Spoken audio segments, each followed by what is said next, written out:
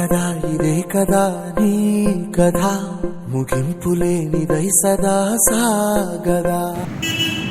ఇక్కడనే తయారు చేస్తారా ఇవాళ కూడా బయట నుంచి వస్తాయి కావచ్చు, బయట నుంచి తెచ్చి ఇక్కడ అమ్ముతారు కావచ్చు అనుకుంటాను. నా పేరు అగ్నిదేవి. ఇంట్లో బండి అని నీ పేరు ఏం పేరు అమ్మా? ఇక్కడ లోకలేదా ఇది?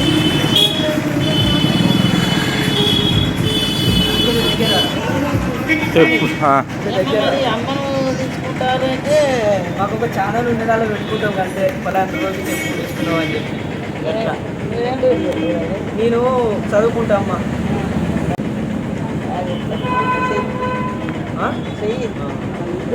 ఏమిటోళ్ళమ్మా మరి అర్జెంట్సేనా?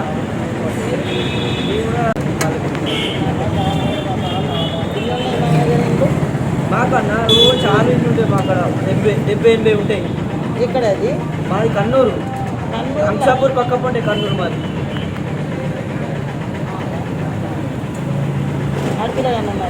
అందులో అక్క ఉన్నది కానీ అక్క పెళ్ళి అయిపోయింది. ఒక్కనే ఉన్నారు. ఎందుకు ఏమైనా సంబంధం లేదు. ఉన్నారు, బాగానే మంది ఉన్నారు. చేద్దాం. నాని పుట్టింది తీరు ఒకసారి, అమ్మ పుట్టింది అనుకుంటాను. వయసు కనబడుతుంది. చెప్పు ఉంటుంది.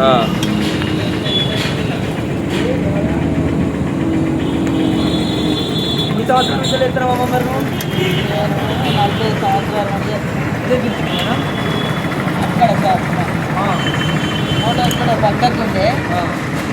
ఇప్పుడు అటు ఎక్కువ నడుస్తుంది కానీ ఇటు వెళ్తాను.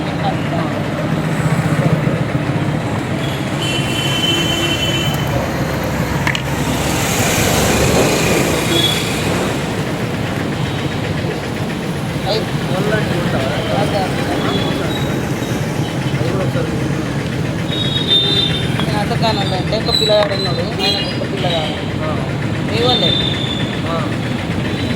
అంటే మేము యాక్చువల్గా చదువులో తీసుకొస్తాం. గోమాటలు కూడా వాళ్ళకు కూడా ఇచ్చింది, గోమాటలు కూడా చేసుకుంటారు. చాలామంది ఇప్పుడు అదే పెట్టుకుంటారు. మనోళ్ళే కుడతారు కానీ మంది అయితే ఉంటారు కదా. ఏం షాప్ ఉన్నాయి మనకు? షాప్ ఉంటే మనకు నేను చదువుకుంటాను. అమ్మ డాడీ మున్సిపాలిటీ పని చేస్తాడు. మున్సిపాలిటీ పని చేస్తాడు, అమ్మ రోజు కూలికి పోతుంది. అంతే. మొన్ననే మా అక్క పెళ్లి చేసిన 8 నెలలు 9 నెలలు అవుతాను కదా.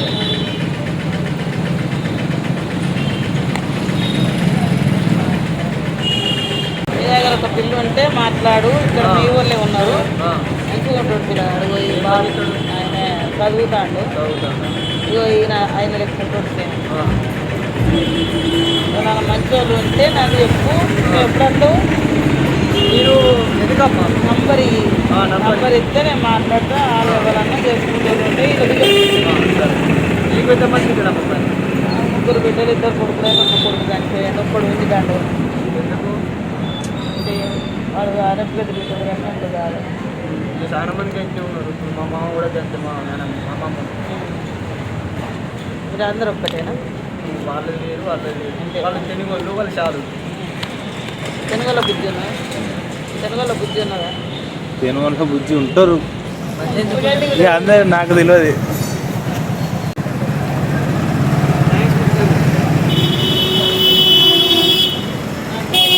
అనుకోకుండా ఒక చోటుకు వెళ్తున్న క్రమంలో నా చెప్పు తెగింది. అలాగే ఈ అమ్మ పక్కన కనిపించింది. అప్పుడు ఈ అమ్మ దగ్గరికి వెళ్ళి నా చెప్పు కుట్టించుకున్నాను. అనేకమైన విషయాలు కూడా ఈ వీడియోలో మీరు విన్నారు కదా. అలాగే నా పాదాలను రక్షించినందుకు ఈ అమ్మకు పాదాభివందనాలు. ఇది ఫ్రెండ్స్ ఇవాళ వీడియో. నా ఛానల్ నచ్చినట్లయితే లైక్ చేయండి, షేర్ చేయండి, సబ్స్క్రైబ్ చేసుకోండి.